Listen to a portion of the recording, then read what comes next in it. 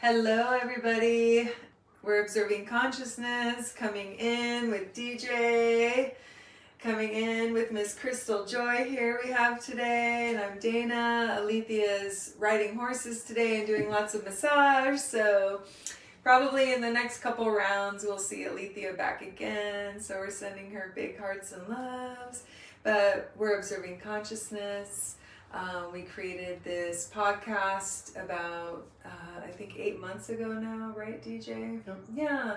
And we've been flowing with it, and we're flowing back into it. And we're just gathering our energies in here today. And we're trying to bring some different folks to the table, like Christl today. That's she's in healing. She's gone through her own healing. She's in the middle of her journey, still working some things out. So we like to get people on that are involved in healing, so you guys can get some ideas about your own healing, some different ideas about the different modalities that float around out there. And so that's what we got Christl for. And Christl's got a pretty interesting story, and I'm gonna ask some questions and let her tell the story. So tell us a little bit about your modalities. Like, what do you do for work, and how do you help in healing people? I work with pain management, specifically trauma. So I work with the energy of trauma that's embedded in the tissues that's screwing everything up. I hone in on that, and then I work on the tissue last. So I work on the energy first, tissue last. And how do you do that? Like, what's involved in working on energy first? Like, are you touching people? Is it a Reiki session? I'm touching them. I have my hands on them just because people want to feel things. And the tissues take you there. The tissues take you to where the trauma is. It's, the body knows. And that's Burrell's work. That's what he says, the body knows. Burrell, who is that? That's an author? This is a doctor that created the visceral manipulations, the working with the organs, the fascia around the organs. Powerful work. And is that something that you find? Do you have to go find somebody to teach that, or is that something you find online, or where? Yeah. They have an institute, and they travel just like the Upledger Institute of Craniosacral Therapy. And then you just find a class and you fly there, or you're lucky if they come to your town. And it's how long does it take to get a certification in something like that? It's about a week. It's like 3 to 4 days. And that's where actually I feel like I got most of my healing was in these classes. Because you're unleashing this trauma, and you're processing it, and you're in a room full of people processing their trauma. So you're surrounded by other people that are going through the same things. It's very intense. I feel like anytime I've been in a therapeutic classroom, like in actual massage school, or studying any kind of healing or therapy with anybody, it always feels like people are healing while they're taking the classes. I've always experienced that, and that's one of the reasons I wanted to keep doing it and getting better and learning more, right? Because I feel like I experience a healing every time I go through learning, through another portal. Like the whole purpose that we're gathering is learning how to, help each other heal. Right. It's amazing. So when you're putting your intention into the energy side of things, so is that what you're doing? Is as you're rubbing somebody, it's your intention into the energy to try to follow the energy, to try to find the energy, to try to release the what's your intention when you're doing your work? The intention is to zero in on it because it's an actual cyst, or they call it an energy cyst in the Upledger world, craniosacral therapy, and with polarity therapy to basically dissipate it. And as it's, go ahead. Yeah, what's polarity therapy? So you have your positive and your negative, and then so that is where you're going to get the healing happens between your hands. And so one hand represents negative, one hand represents positive. Negative and positive, yeah. So right positive, left negative. So it's creating a circuit. Interesting. It is so interesting. Yeah. It's changed my life working like that. Because we worked, I mean, I was a deep tissue queen. Like, I was standing on a person's back, and if just holding that energy system and dissipating that trauma, that's amazing. The tissue releases, and it's like no other. And I had to keep saying to myself, this is really real. Like, this is really happening. And I was embarrassed almost sometimes because I'm like, they're probably laying there going, what the hell is she doing? Because I'm used to, getting after it like everybody loves. It's temporary. It's temporary. It feels good, but it's temporary. You're not addressing the issue, which is the energy of trauma that is in your tissues. And so when somebody goes through a release, do they know what they're releasing, or do they know what the energy is connected to? Sometimes there is an emotional aspect to them, like of something that might have happened to them when they were like 9 years old. And they'll just start talking about it, and that's called a somato-emotional release, or SER. Mm. And so as you're holding that energy cyst, you're supposed to dialogue with them to get them to talk about it more. I'm not much of a dialoguer, but I'll kind of try it, and I'm just trying it, you know, they process the emotional aspect of that trauma too. Not all the time, but it has happened, and it's really beautiful. Pretty cool. Yeah, it's beautiful. So how many sessions do people, like, I mean, let's say that you have, you know, a couple of childhood traumas, you've got maybe a sexual trauma and maybe like an abuse type thing, you know, how long does somebody need to come see you before they typically process some of their emotions? Like, That's the kind of stuff that I don't have answers to. There's so many questions. You know, like I'm doing all this powerful work and I'm like, I don't know what I'm doing. I'm just doing it. You know, so intuitively. So yeah. Her training and her intuition and all that she's gathered as a healer, I think have culminated. Let's talk about the intuition. Where did that come from?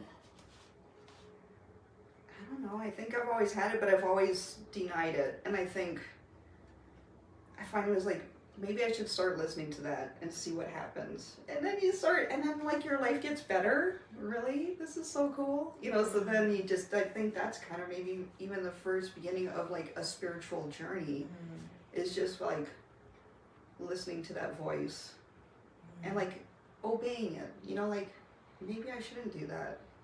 I'm glad I didn't do that. You know, and then just kind of keep going from there. And then you start talking to your creator, you know, and then it just gets deeper. Yeah, I feel like oftentimes I have guides, I know that, and I have, you know, a soul that I've definitely met and talked to before.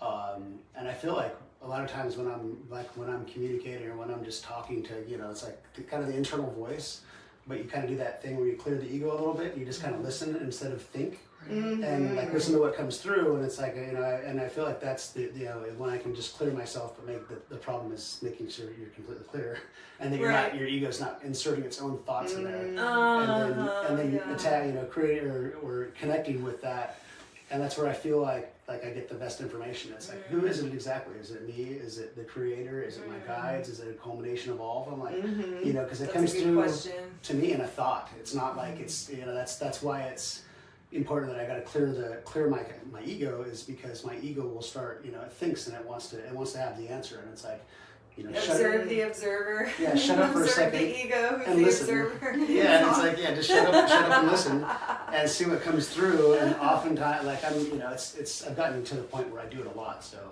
I feel like you get better at it. Yeah, the more you practice. That's so true, right? Yeah, the more you practice connecting with, you know, any of the energy.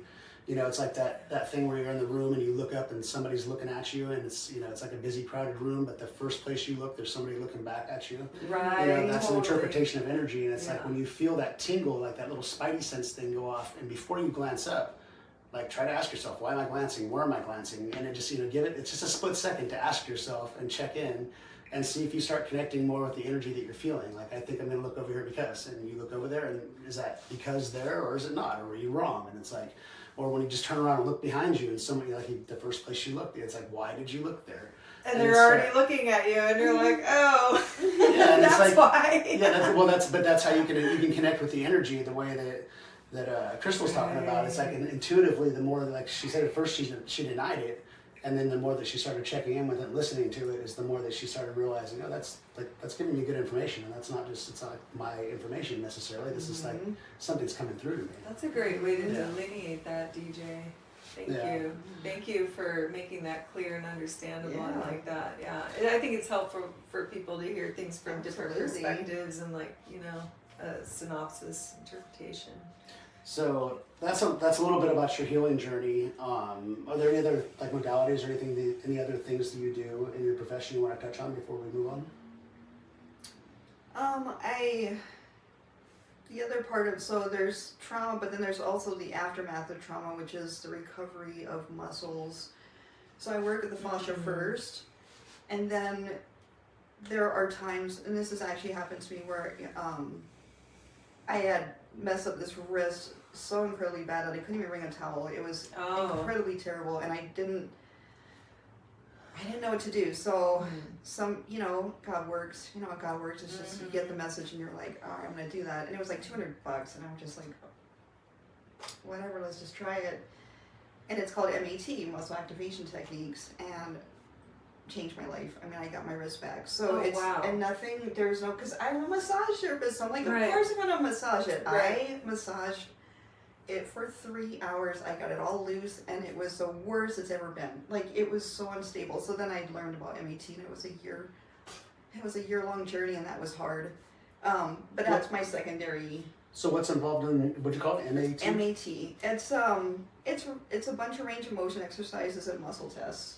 It's very physical therapy. Cool. It's very physical therapy. It's very very brainy. It That's gets very me. cool. Now, muscle tests meaning like where you're asking questions and doing muscle tests to get answers, Not or like muscle tests like kinesiology.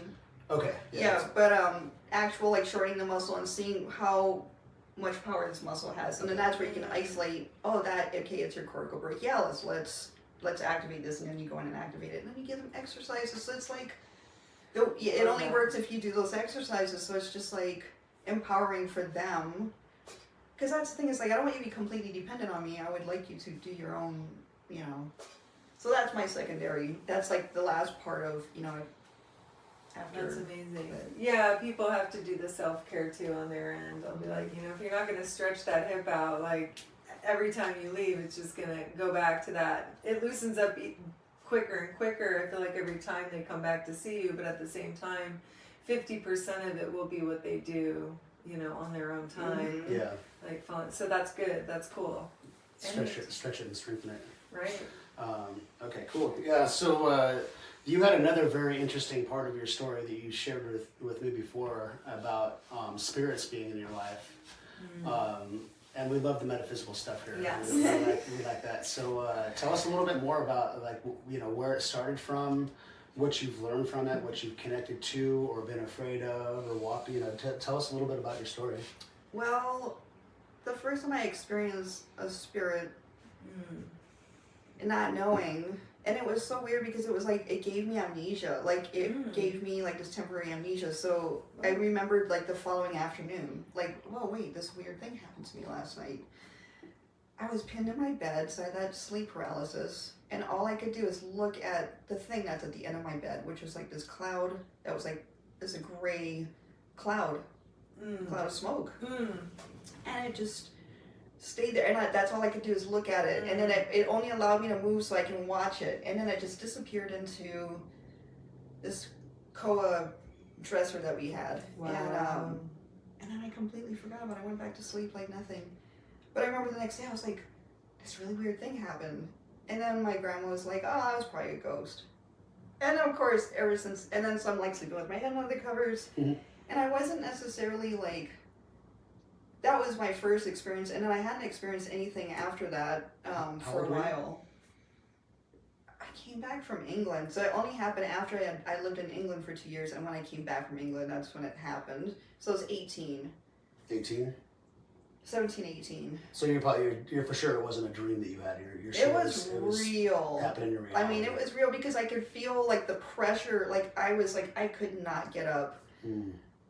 It was bizarre. I've had that experience where I've woken up and I had the sleep paralysis and I saw a spirit in the room and I was like, oh shit. Like they want you to see them.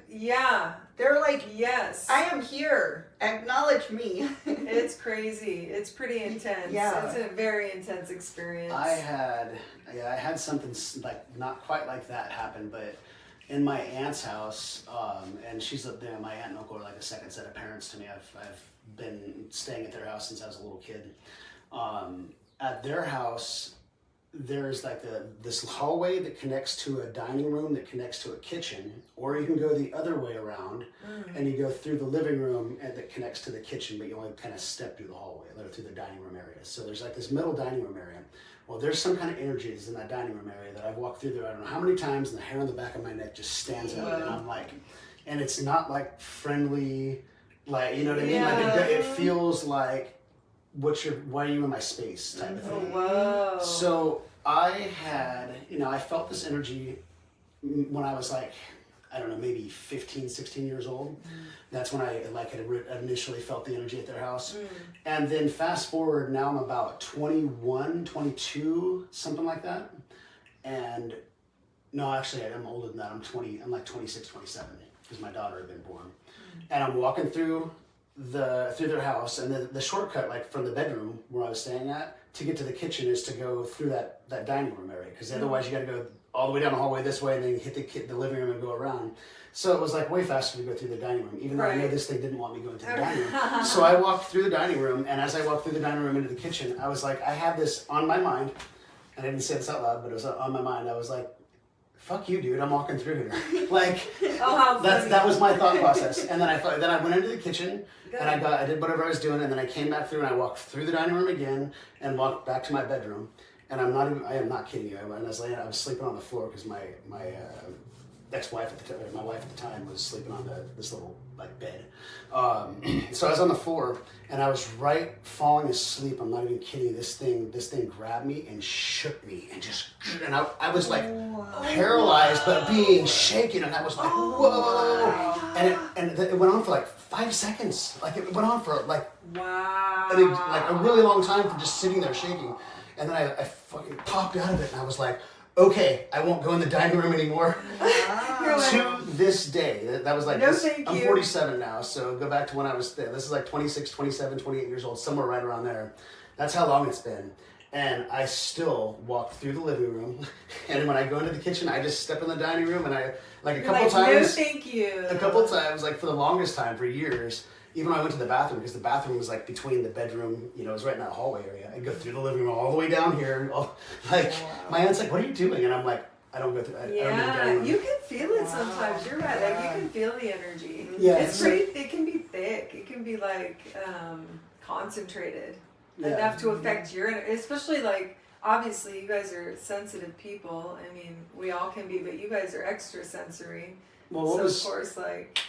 Yeah, what was kind of interesting about that is because at that point in life, like when I'm 26, 27, 28, like the spirits had really widely gone away. Like I dealt with them when I was a kid, and then when I moved out of my house and I moved in with my girlfriend that I was going to marry later on. Like there was no noise in our houses. Like we didn't deal with it. I could go home and like have some noise, some footsteps, things like that. But when I was living with her, like it didn't happen. So to have that happen in that time in life, I wasn't really dealing with the spirits a lot, so it really shook me. And then as I learned to get, as I got older and I started to get more into the spiritual side of things, but older was like another 10 plus years down the road, maybe 15 years down the road before I was at a point where I was like, let me try to just say, hey, I want to make peace. And I was actually able to like make enough peace to where it doesn't get like pissed off when I walk through, and it's like it's acceptable for me to walk through the dining room now. Really? Yeah. What? Yeah, it didn't stay like that forever. I love that like full circle story. No doubt. Yeah, it worked out okay. Like it's not like angry with me. It was just my energy was disrupted its energy, and once I like kind of like try to make some peace with it, it seemed to work. Like, and now I don't get. It was like the alpha contest going on, and like it won. I'll tell you that for 15 years like, at least. You can have the dining room. I didn't mess with it. You can have it, whoever you want. want. Well, I've never in my life. That's like the only time in my life that I can think of where I ever had something like actually like have some sort of control over me. Like everything else was feelings, like the hair on the back of your neck standing up, hearing the footsteps going. All that stuff was there, but I've never like had something that was like. Watch how I can physically mess with you. Feel it. Yeah, it was so really, it kind of shook me a lot. That's I think a more rare occurrence too, with an entity. I've had an entity. Usually my spirit stuff was seeing them, feeling them, but not like feeling like the pressure. And I remember, this is so weird. I was taking a nap, and it was like the sun was out. So I remember this was definitely I was in a different dimension going through this with this entity. So it took me to a dimension because everything was black, and it was like I remember I was laying on my bed, and the bed was heavy with this thing. So this creature was heavy and tall, over 6 foot tall.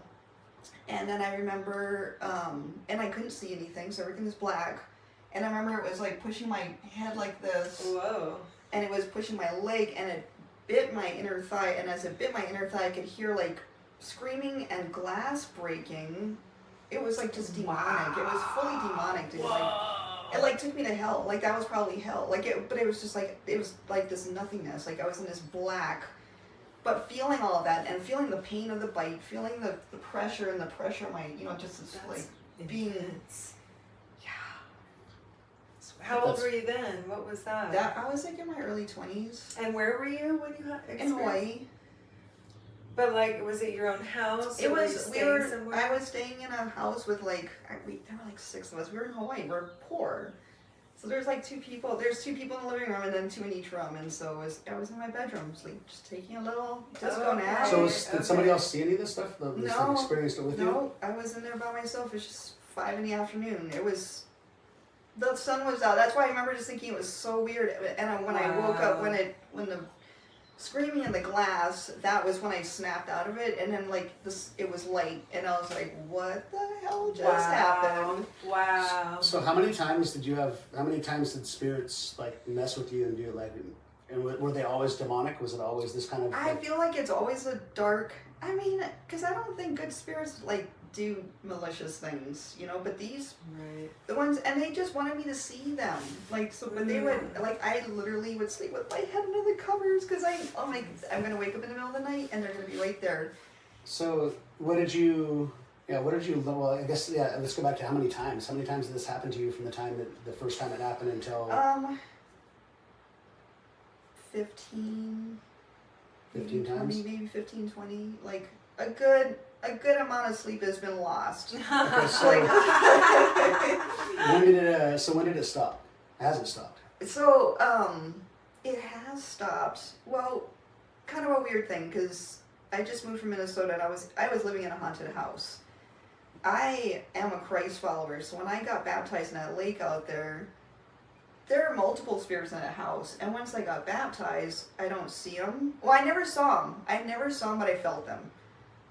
And, like, that entity or spirit there was such a dick. You know, like, seriously, like, I had to move my bed downstairs because it did not want me sleeping upstairs. So I slept in their room. That's the dickhead's room. So that room, every time I try to energize it, it would just pitter out. Like, it was just like, nope, you're not going to hang out in here. So it was, wow. But I never, that was, so I mean, I guess maybe having this communication with them, I'm still so I guess I'm still experiencing them, and I think my mom's house is haunted. I can't tell because we were talking about this energy being so weird lately, and everything's so intense, and I'm in this transition, so I don't know if I'm being haunted there or not, but I've been having totally weird dreams. I don't know if I'm still being haunted or whatever, but I've been having crazy weird dreams too, and it does feel very haunting. Yeah, it's like, am I being like haunted? soul shaking. Am I haunting myself? Or right? Some of it I feel like, am I just seeing different timelines of possibilities right now that feel very haunting? Like they're really personal, but they're not. You know, it's like, what? Yeah, it's been intense. So it's nice we're here today. Yeah.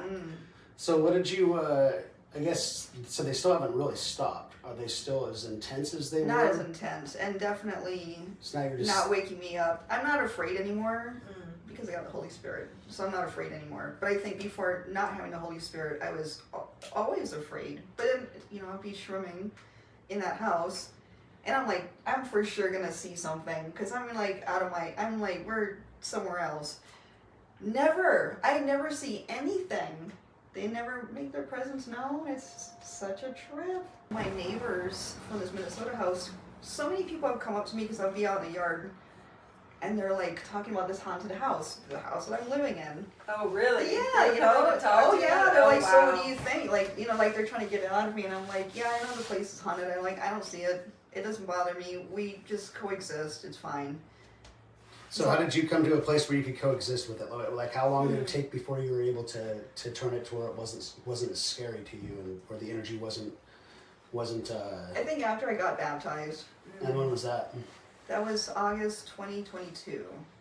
2022. So this started when you were 18. So this went on before you got baptized. This went on for how long? I mean, all the way up until shit, This is 2 30 years years ago. or whatever.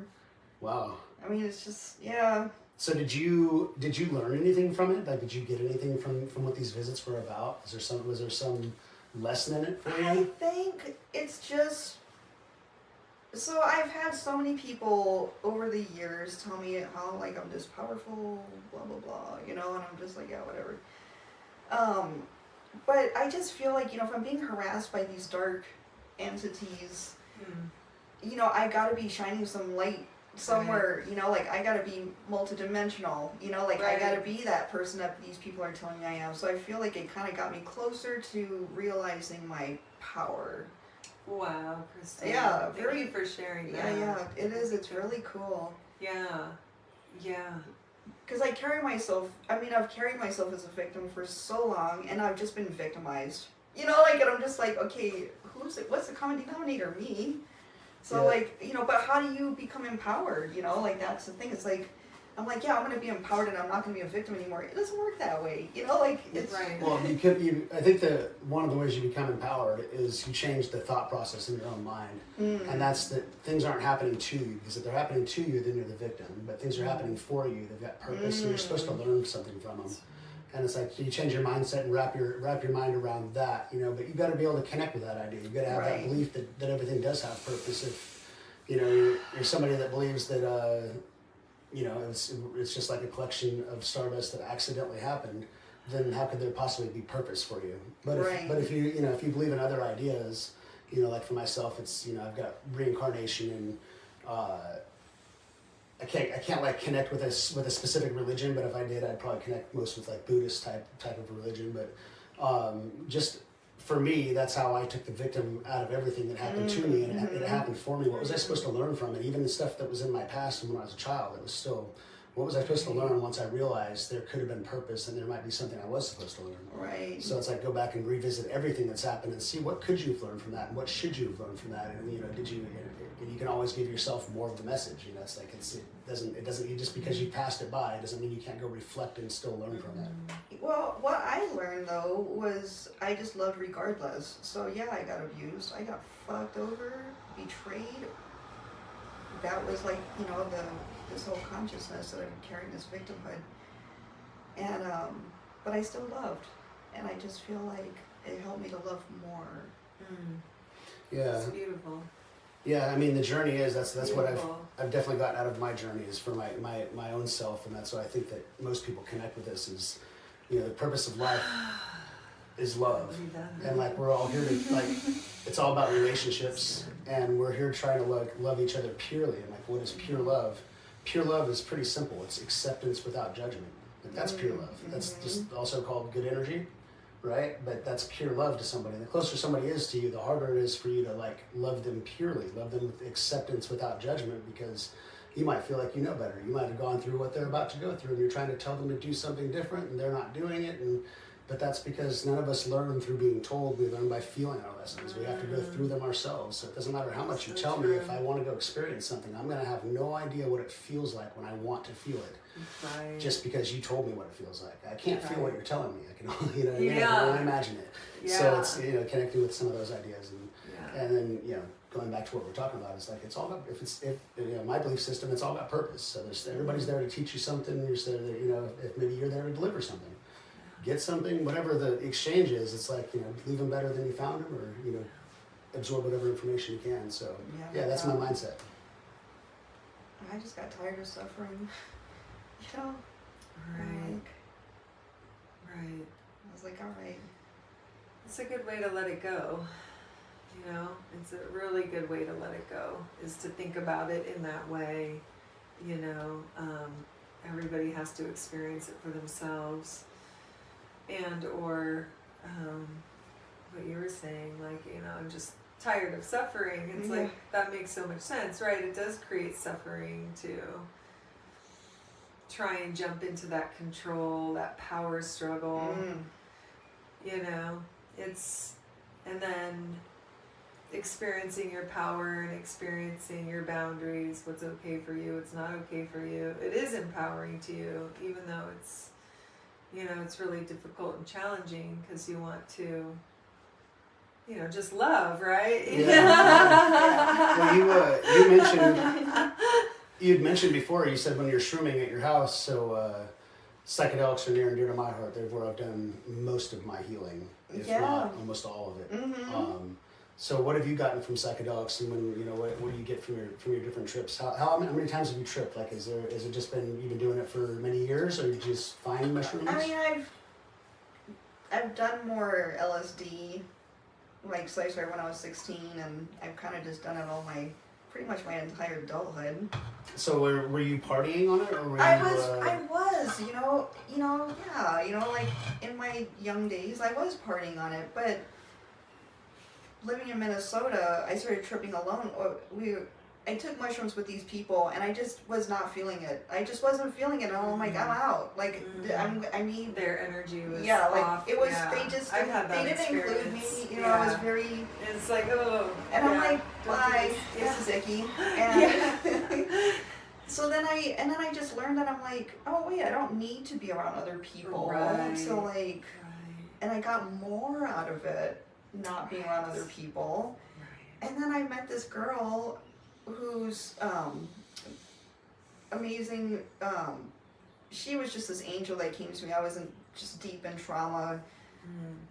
And she kept giving me these hits of acid, and I'm just like, what is, and it's clean acid. So like, I was like, so I had this one hit, and I was like, Thanksgiving, and I'm probably like, yeah, I'm not gonna eat, you know, and I was like, eating, and I'm like, so the thing is like, oh, I can trip and eat.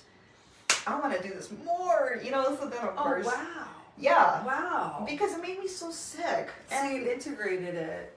You integrated it nicely.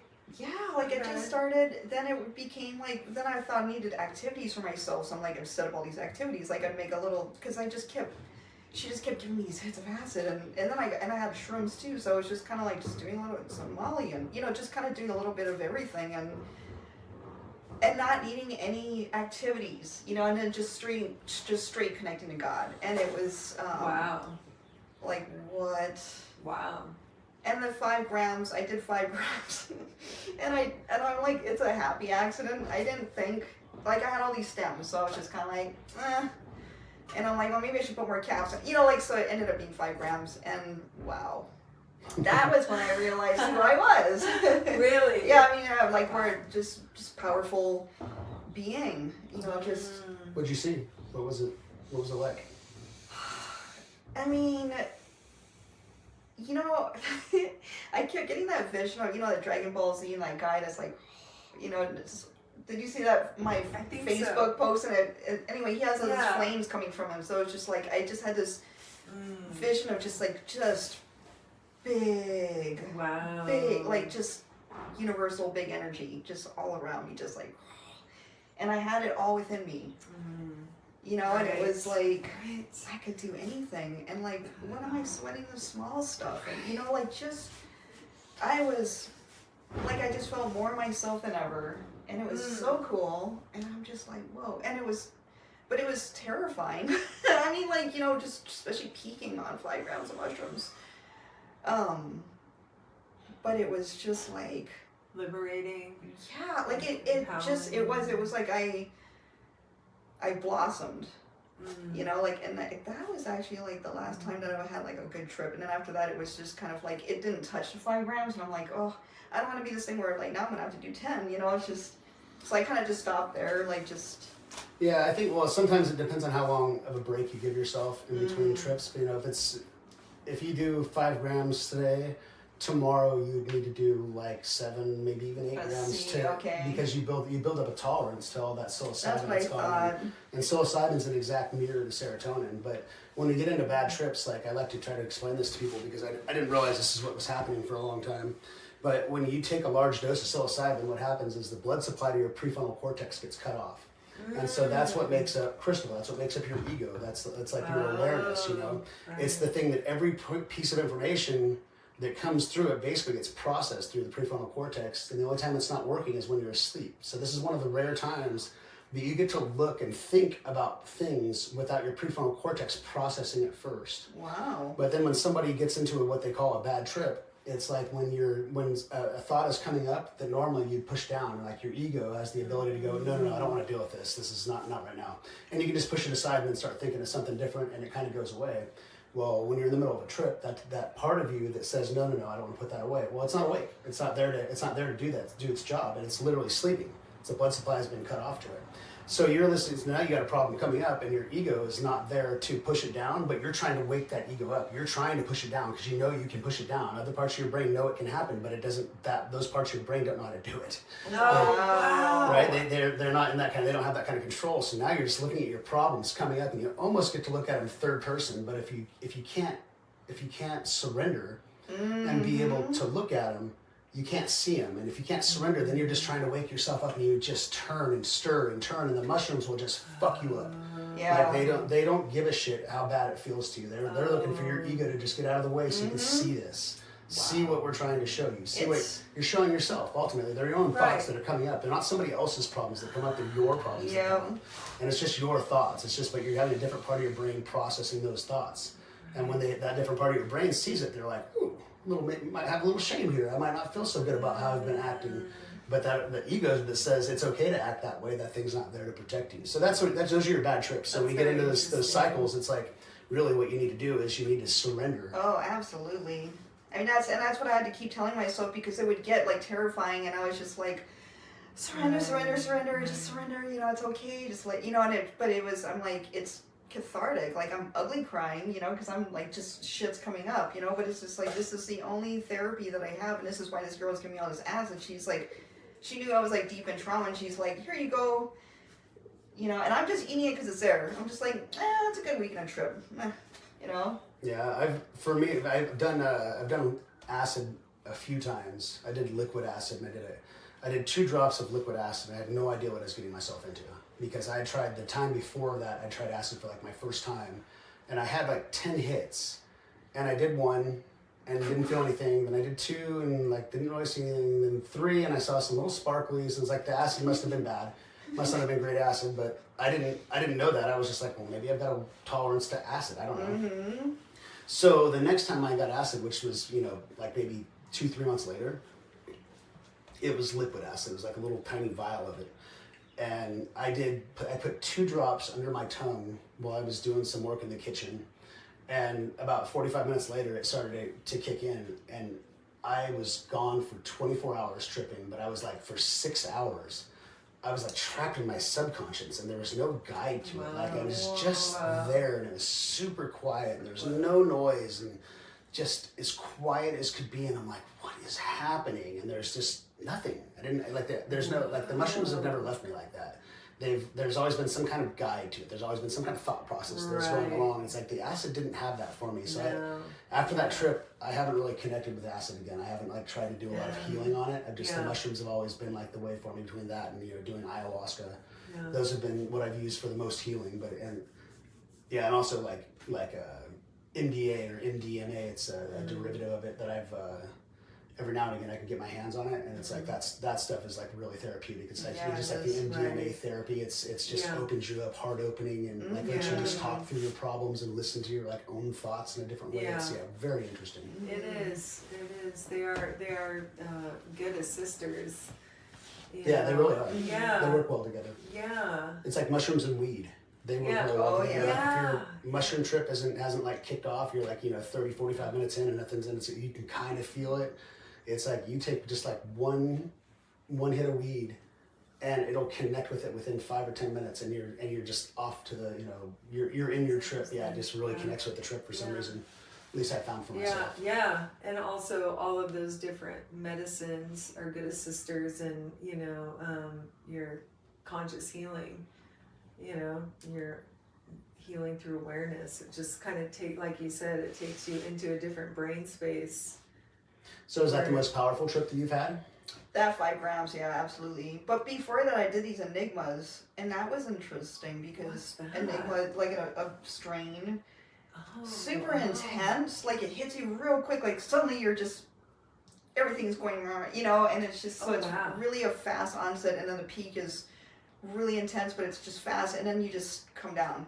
So it's just kind of like, it's a little much, but doing that, I was in so much pain. I was having pain with, I was just having a lot of neck pain. And so I ended up just laying face on my massage table, and I'm like in my brain rewiring things. Like I was in there like soldering and moving things, and then I was in my like body searching for like darkness, and then like working on like, so I was just doing my own trauma work while it was so cool. It's like my own little engineer. Like I was like in there, and I could feel it, and it was just like, this is amazing. That's amazing. Can't do that on a weed alone. No, I haven't had. I've had some interesting weed alone trips, like especially when I cut it out for, 3 weeks a month, and then I have that first that first time that I get high. That's like I've gotten like so high that I'm like, this might be too high, and I've never thought to myself, I can't believe I can feel that way. Yeah, prior to that, I'd never felt too high. Well, maybe one other time when I ate a pot brownie for the first time, and I had a pot brownie, that was too high. There's nothing like a good clear out. Yeah. And then you're like, oh, okay. I felt like I grew into the couch. Like I couldn't I felt like I couldn't move my arms away from I had my arm on the couch like this. And I was just like stuck, and I was like tingling. For a while. Yeah, my body was like tingling. It was so high, and I was like, oh my god, I've never felt this before. Right. Yeah, and then it like sometimes it up levels you too quick, and you're just like, oh wait, whoa, I gotta catch up. Like my 3D part has to catch up with this I love that. super high vibration that just psh, yeah, I was so high that we went in somewhere and we were listening to music, and I was just like, I peeled myself off the couch and went over to this bar and we were listening to music, and the music, like normally music doesn't really bother me being too loud, but it was loud, and there was like a disco ball, and the lights were just, it was just freaking me out. I was like, I can't take this. Yeah. That's a trip. I like, I feel like the quality just being of cannabis, like, I feel like when it's more organic, like it's just, I have less of like these more anxiety feelings with it. Yeah. You know what I mean? When I get like the more organic strains. Yeah. So sometimes I feel like there's these weird side effects from like, I might have to go growing organic. chemicals. What? I might have to go organic then, because I think about that. I don't know. I think about what if they're putting stuff in the weed? Well, they use all these chemicals to grow it. Yeah. A lot of the time, like so. Yeah, it's you're supposed to before you get the weed, at the end, I think they're supposed to flush it with just clean water. So Okay. the clean water goes up the stem and pushes out all the. It's supposed to push does out it? the chemicals. And Oh, it stuff like does. that. Well, that's Okay. good to know. It's supposed to. I mean, I don't know. Yeah. It's like, where are you getting it, and who's doing the growing? Do they? Yeah, do but it I that way? mean, once the bud is formed, it's like, can you purify it? Like, so what if it's just grown that way to begin with? I don't know. I've Yeah. just been trying to go like when I can that route. Yeah, absolutely. And just because like we've become more and more sensitive. I think as we've been through a lot of healing work with ourselves over our journey, and I think like we start to vibrate higher and feel more sensitivities toward things like that, frequencies. It's probably easier to get organic weed than it is to get organic food these days. No Probably. doubt. Man. Like the shit that you're putting in your body through weed is like probably minimal compared to the shit that you put in your body through the Probably. food I sources. mean, yeah, that's very true. Yeah. I do eat a lot of organic at home though. I do make it a point to buy like especially the dirty dozens. Mm-hmm. I do like to eat out and Yeah, to be can't organic. control it. So are there any other interesting stories or other interesting lessons that you've gotten either out of psychedelics or from the spirits and the visits that you've gotten? I feel like they're just. I want to hear about your connection to God too lately. Like you said you like up-leveled this connection to your Christ I consciousness. feel like that with those shrooms, like that was that peak that I had. I was like sitting in this bath of water, so it was like this total baptism. Like it was this full on like Holy Spirit like moment, and it was like just, I couldn't even. It was the love, that God love is like, what that 5G is all about. Like I call it 5G, right? And dang, and I'm sure that's just a fraction of what he is. I feel like that he- God love is like what you talk about, DJ, that like, loving with just pure acceptance. I feel like that's what that That you know, open, like that no boundaries, you know, like just this unadulterated. And the bit like what I think, you know, sometimes it's like that kind of that feeling is like your own, you know, you're feeling pure love, but for yourself, or you know, ultimately I think that's the ultimate journey, is to find that pure love for yourself, Yeah. acceptance without judgment of your own self. And when you kind of get that, you get rid of your own judgments for yourself, the other people don't bug you, that they're all of a sudden, because you realize at some point in the journey, I realized, and I've talked to numerous other people that came to realize the same thing, so I know I'm not on my own on this, that when you love yourself purely and you stop judging your own self, that literally all the judgments that you had of other people were just internal to your own self, somewhere deep inside there. Sometimes you got to look real deep to find, like, ask yourself, why do you have a problem with somebody? And you dig deep enough inside, you're going to say, like, this is what it looked like when I acted like that, and I was ashamed, and I put it away, and then I see other people, it's like, these other people are oftentimes, like, if you look close enough, they're reflections of you, especially when you have problems, and even when you have, you know, when you have amazing, like, even when you have amazing relationships, like, those are also reflections of you, like, because, you know, that's your own internal love for yourself being reflected back. Positive too, right? Yeah, it is hard. I feel like sometimes you can get sucked into focusing on, like, the negative aspects of yourself and others. Oh, for sure. So you're right. It's nice to also look at the Well, I mean, what that's is like going right. You know, the infighting is, it's just judgments of other people's beliefs. You know what I mean? Like, if you know, I think that when we interact, you know, face to face, that you see way less of that than you do like in the online environment, which I don't really pay. Like for me, I know it's happening out there, but my feeds are all spiritual feeds and like good stuff that's happening, and it's like, you know, you can change the algorithm to whatever you want, whatever you search for. And when you see like the political stuff, if you sit there and watch it, then I'll show you more of it. If you, so I'm making a point to just scroll by it, because it's like the politics has never really affected me negatively personally, right? I know other people have been affected negatively by it, but it's like with my belief system and the way that I see the world now. It's like, even when I go back and look at when the recession hit in like 2008, 9, 10, all that stuff, you know, and I lost my job. It's like when I stopped and looked back, it seemed like it was really tough at the time. But when I look back after the fact, I was like, oh, look what I got out of this. I got this, and this that I wouldn't have had if I still had that other job. All these different opportunities that opened up. I was paid while I was off because I was able to get unemployment. And it's like, you know, and I was off for a long time. And it was like a couple of years that I ended up staying off. But when it was all said and done, I was, you know, I came out of it just fine. I was fine. Like you can always. It happened for you. It happened to show me all these other things. Like I had to go through this lesson in life, and that's, you know, that was part of it.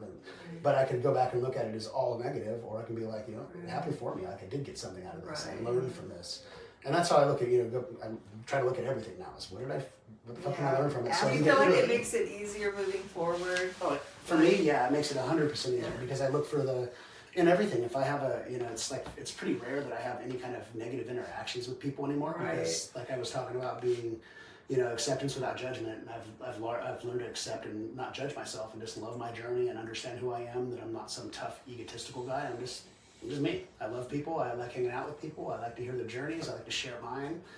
I'm not interested in like hearing about you getting in a fight last weekend and how you beat up somebody. Like that doesn't make me feel good. Like I don't want to hear about other people getting hurt so much. You know, I want to hear about how'd you help somebody last. You know, shit like that. So it's like some people don't vibrate with me, but other people do. And yeah, I find it makes it so much easier when I'm looking for something to learn out of every interaction. So it's like on the rare ones where I have a negative, it's like I'm looking around like, what could I have done differently? What do they misunderstand? Because it's like I'm never out for a negative consequence, you know, or a negative pattern or anything. It's like I'm always trying to be positive, and it's like when it gets misunderstood and it comes out in a negative way, it's like, shit, what did I do wrong? So yeah, it definitely helps me with that, because I'm looking for something that I'm supposed to learn from everything. It's like the constant Jedi training. Yeah, no doubt. Yeah, I guess. It's like you say this stuff enough to other people and you have to start looking in the mirror. You know what I mean? You know, it's like constant conscious awareness. Yeah, totally. Constant lesson. Constant. How powerful am I? Powerful enough to still choose to stay neutral and hold space for this. Yeah. Or am I gonna react? You know. And we were just talking about that when she got here. You know, we were both thinking about a couple experiences where we felt like we had triggered someone else just by being. And then, you know, I was saying for me that, like, you know, I ended up reacting in a way I didn't like. You know, it's like, I don't want to be that person. Like, So like, you know. you start playing some like 3D chess, and you go, okay, well, Yes! that person is a reflection So of dumb. me. Yeah. I'm getting mad at myself, Right. but they're just reflecting something internal to myself. And it's like, if you can find it, if you can find that thing, and a lot of times it's there. It's like, not always, but I felt like if I look, most of the time, most people that I talk to, that I work with, if we're looking through something and we look close enough, and it's like, oh yeah, I actually do remember when I was a kid, this thing, and it's like, it's just what it is an auto, something that's running in your subconscious, in a subconscious, in like an autopilot fashion, because your subconscious is just doing what it's conditioned to do. Right. It doesn't really, it's not there to work out right and wrong. It's conditioned, like when you're driving down the road and you like miss your exit because your awareness was thinking about something different. In that moment, your subconscious was the one that was driving, and you missed your exit because it wasn't. It's just making sure it keeps you on the road. You're safe, and it's just copying what your awareness has done so many times. Well, what your awareness went through when you were younger sets the foundation for what is your subconscious. So it's understanding that everything that came in like that, those are all setting foundations and stuff like that for you. So when you can't get your awareness. When you can't get your reality to line up with what your awareness wants, it's because your awareness is only roughly 5% of your brain. And so when your awareness shifts, it can only do one thing at a time. So when your awareness goes off the manifestation of the life that you want and shifts to over here thinking about day-to-day stuff, then in that instance, now your subconscious is running, like it's doing what it's autopiloted to do. Like it does all the breathing. When you're walking and thinking about something else, you don't have to think about your walking. It knows how to walk. It's been conditioned to do it forever. Well, it does the same thing with all of your thoughts. The conditioning of your own, the way that you process the world, the conditioning that you learned, how your own belief system is structured, whether you believe in God, whether you believe in Santa Claus, whether you believe in the Easter Bunny, like, and those things all change as life goes on. But it's the conditioning of your awareness that is your subconscious is paying attention to. And once that thing is learned, that's what it continues to do what it's conditioned to do. And like when you need to change it, it's because these two things, when you want to change it, it's not. It's because these two things are out of alignment. And you got to go back and work on the conditioning of the subconscious. Wow. Right. Good point. So much work being a human. Yeah, work. it really is. Yeah. Well, thank you for doing this, and like thanks for sharing with us some of your modalities and your stories. The very interesting stuff that you've had go on throughout your life, and coming to like find your own power and being in. Is there anything else you want to add before we wrap it up? I don't think so. It was awesome. Oh yeah, this is fun. Yeah. Thank you for doing it. Well, I'm super glad that, like, is it okay to talk about that you just moved back here recently? Yeah, absolutely. Yeah, so I'm super glad to have you back in Vegas. Another cosmic, amazing healer, Christl Joy Bodyworker. You can find her on Facebook as Christl Joy Bodyworker. She's incredible. She worked on me last week, and it was absolutely miraculous. Spell your first name so people know how to spell it. It's Christ, so Christl. No A, no E. Christl. Okay, and it's Christl Christl Joy Joy Bodyworker. Bodyworker, and you can find that if you look that up on Facebook. Is the best place to find it. All right. And I'm Dana Christine, Spirit Medicine, Massage, and Healing Arts. And we have DJ and, last but not least, Observing Consciousness with DJ and Dana and Alethea, who's not with us today. And today, the miraculous, beautiful Christl Joy. And that was a fun conversation. Thank you guys. Thanks. And thank you for listening and sharing your energy with us, community. Blessings.